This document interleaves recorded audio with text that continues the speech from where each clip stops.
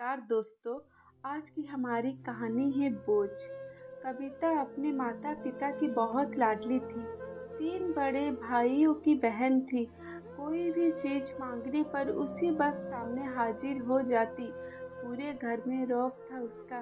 पूरे परिवार और नौकरों पर राजकुमारी की तरह हुक्म चलाती थी कविता। स्कूल में भी पूरा रौब था उसका। बड़े घर की लाडली जो थी वह ऐसे ही अपने कॉलेज में दाखिला लिया। उसके ठाट बाट बड़ी गाड़ी में आना जाना, हर दिन नया फैशन देखकर हर कोई उससे दोस्ती करना चाहता था।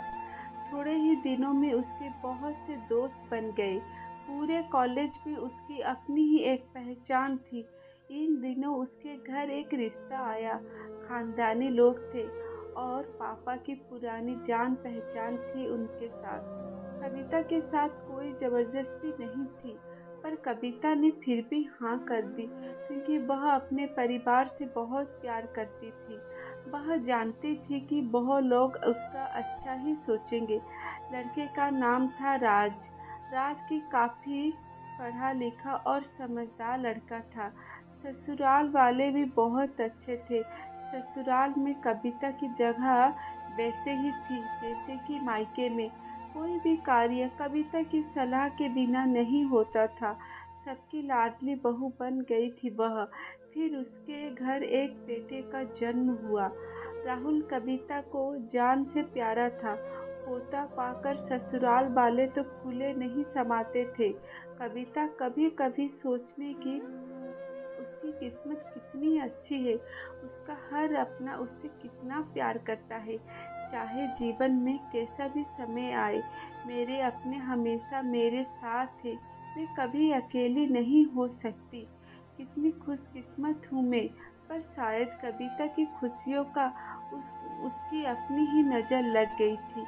एक दिन वह मायके जाने की जिद कर बैठी। राज को बहुत काम था लेकिन वह फिर भी उसे ले गया। रास्ते में उनकी गाड़ी अन्य गाड़ी से टकरा गई। कविता, राज और राहुल बहुत बुरी तरह से जख्मी हो गए।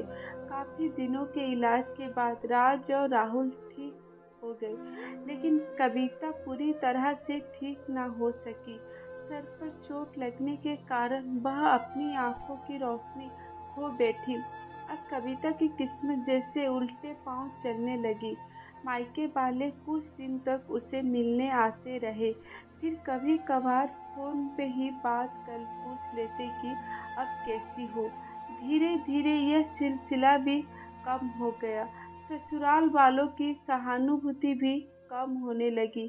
घर में किसी को पास बैठने के लिए कहती तो जवाब में मिलता बहुत काम है, अब तुम भी हाथ नहीं बटा सकती। राज भी चिड़चिड़ा हो गया था। बस बस राहुल ही था उसके साथ जिसके साथ हंसते खेलते उसका वक्त गुजरता। एक दिन कविता के हाथों से कुछ सामान गिर गया जिसकी वजह से राहुल को हल्की सी चोट लग गई। कविता के सास ससुर ने राहुल को उससे अलग कर दिया कि कहीं उसके ना देखने की वजह से बच्चे को कोई नुकसान ना हो जाए। कविता अंदर से टूट चुकी थी।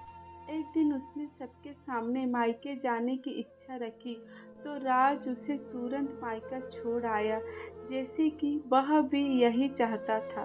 लेकिन राहुल का उसके साथ नहीं भेजा गया। कविता कभी राहुल से दूर नहीं रही थी, पर अपनी कमी के कारण उसने ज्यादा बहस नहीं की। कविता को लगा कि वह 3-4 दिन वहां रहेगी तो थोड़ा हवा पानी बदल जाएगा, क्योंकि वह कितने दिनों से कहीं भी बाहर नहीं गई थी। घर वाले भी इतने दिनों बाद उसे देखकर कितने खुश होंगे। कविता के घर पहुंचने पर सब लोग बहुत खुश हुए। खाने में सब कुछ कविता की पसंद का ही बना था। उसने अपने मम्मी पापा और भाई भाभीियों से दिल खोल कर बातें की। उनके छोटे छोटे बच्चे भी बुआ के साथ घुल मिल गए थे। रात को सोने के वक्त जब वह कपड़े बदलने लगी तो उसे पता चला कि उसका बैग तो बहुत भरा हुआ था। वह सब समझ गई। वह बहुत उदास हो गई। कुछ दिनों तक तो सब ठीक रहा। पर जैसे सब बदलने लगा, सबका व्यवहार बदल रहा था। वह लोग जैसे थक चुके थे उससे। सब लोग घुमा फिरा कर पूछने लगे कि राज कब आ रहा है, उसे ले जाने। वह बहाना बना देती, जबकि वह जानती थी कि उस घर में अब उसके लिए कोई जगह नहीं।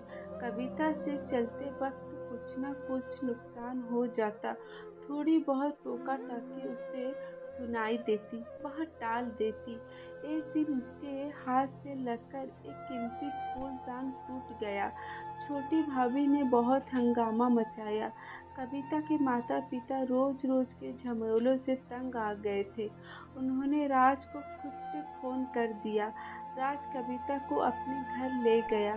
कविता को अपने परिवार वालों से यह उम्मीद न थी। जिस कविता के कहे बिना घर में एक पत्ता भी नहीं हिलता था, उस घर के लिए वह अब बोझ बन चुकी थी। राज के साथ ससुराल आते वक्त वह बहुत खुश थी, क्योंकि वह अपने घर जा रही थी, अपने जिगर के टुकड़े राहुल के पास। परंतु यह खुशी भी कुछ पल की ही थी। सारा बंदोबस्त पहले ही किया गया हुआ था। कविता को सीधे ऊपर वाले कमरे में पहुंचा दिया गया। राहुल से दूर रहने की सख्त चेतावनी दी गई। एक काम वाली लता को उसकी जिम्मेदारी सौंपी गई, जो उसके खाने पहनने जैसी जरूरत का ध्यान रखती। कविता ज्यादातर चुप ही रहती। कभी कभी काम वाली लता से थोड़ा बतिया लेती। उसके जरिए राहुल का पता चल जाता। सबकी लाडली बेटी और बहू सबके लिए लाडली से बोझ बन चुकी थी। धन्यवाद।